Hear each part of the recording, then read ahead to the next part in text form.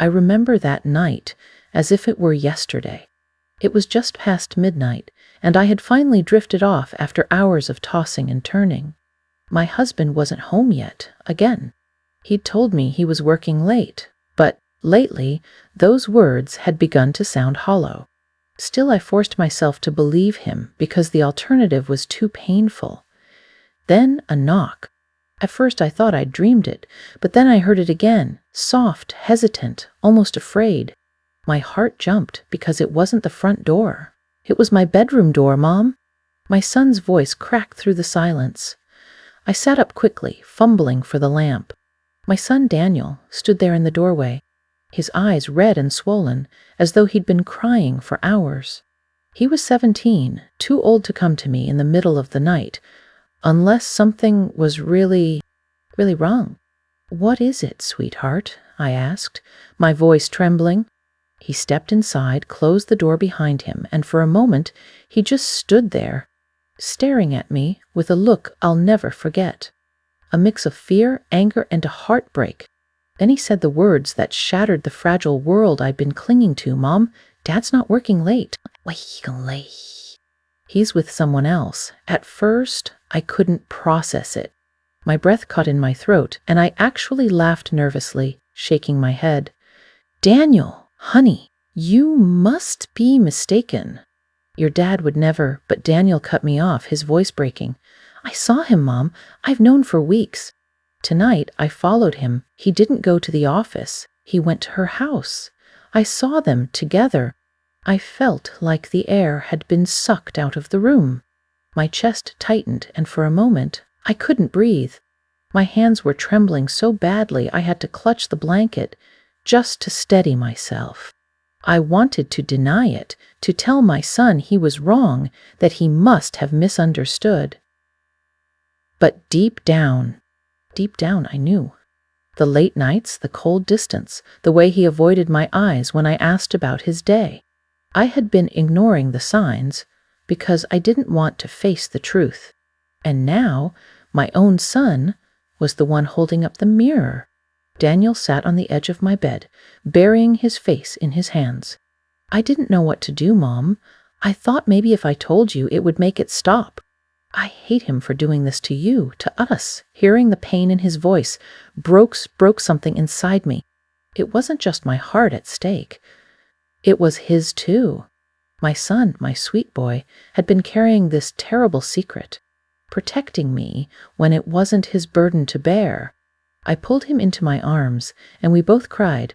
I don't know how long we sat there, clinging to each other in the dark, our tears soaking my pillow. When the front door finally creaked open downstairs, my whole body went rigid. His footsteps were familiar, heavy, and careless, like nothing in the world was wrong. Daniel lifted his head and whispered, "Do you want me to go or stay?" I swallowed hard, my voice shaking. Stay. The bedroom door opened, and there he was, my husband, the man I had built my life with. He froze when he saw us, his eyes darting between my tear-streaked face and our son's broken expression. "What's going on?" he asked, though his voice wasn't steady, and in that moment I saw it. The guilt written all over him. He didn't even have to say it. I wanted to scream, to throw something, to demand answers. But I didn't. I just whispered, "How long?" His face fell, and silence filled the room. That silence was louder than any confession. Daniel stood up then, his fists clenched. "How could you do this to her, to us?" His voice shook with rage and pain. "Do you even care what this is doing to your family?" My husband opened his mouth, but no words came out. He just stood there, caught between excuses and shame. I couldn't look at him anymore. My body was shaking uncontrollably, and I turned to my son. "Daniel, go to your room, please." He hesitated, like he didn't want to leave me alone with him, but eventually he nodded and walked out. Before he closed the door, he whispered, "I'm here if you need me, Mom."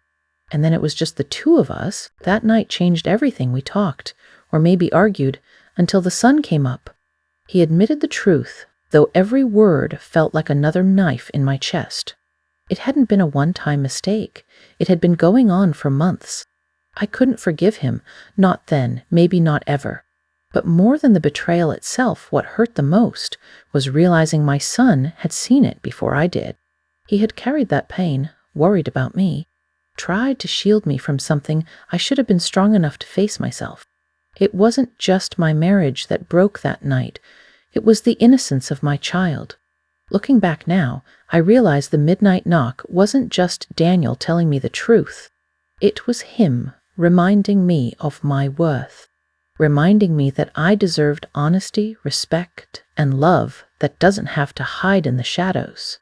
The days that followed were messy, filled with tears, hard conversations, and choices I never thought I'd have to make. But one thing was clear: I wasn't going to let this betrayal define me, and I wasn't going to let my son believe that love was supposed to look like lies and secrecy. So if you're listening to this and you've ever ignored the signs, if you've ever silenced your own doubts because you were afraid of the truth, I want you to hear me. You deserve better. And sometimes the hardest truths are the ones that set you free. That midnight knock shattered me, but it also woke me up, and in a strange, painful way, it saved me.